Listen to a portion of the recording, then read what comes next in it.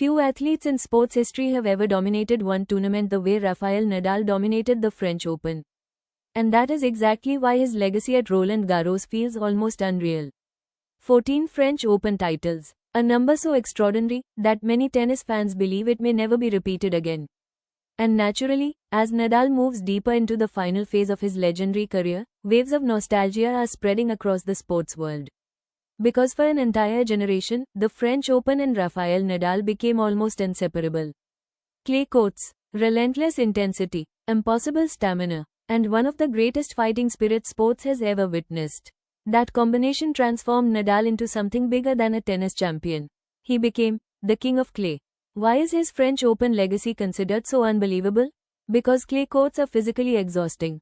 Long rallies, sliding movement, endurance battles, mental pressure. Winning even one French Open title is considered one of tennis's hardest achievements.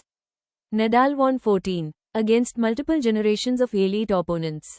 Roger Federer, Novak Djokovic, Andy Murray, and countless world-class clay specialists. And yet, year after year, he kept winning. That level of dominance is almost unmatched in modern sports history. And if you enjoy legendary sports storytelling and emotional current affairs content like this, your one like, one share, and one subscribe genuinely motivates us to continue creating premium quality informative videos every single day. What made Nadal especially beloved was not only his success. It was the way he competed. Every point mattered. Every rally felt personal. Every match carried extraordinary emotional intensity. Fans admired his discipline, humility, resilience, and relentless fighting mentality. Even injuries never fully stopped him from returning and competing again.